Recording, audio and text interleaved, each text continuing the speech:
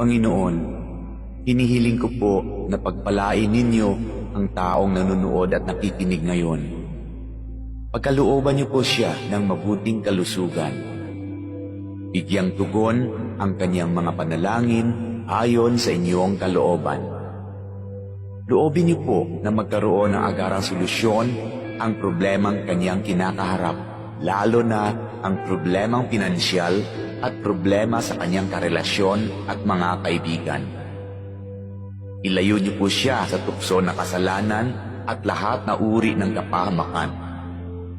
Panatilihin niyo po sa kanyang puso ang pagkakaroon ng malasakit at pagmamahal sa kapwa, katulad ng kanyang pagmamahal sa inyo na aming iisang Diyos.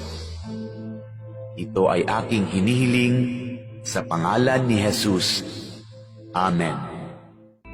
Panginoon,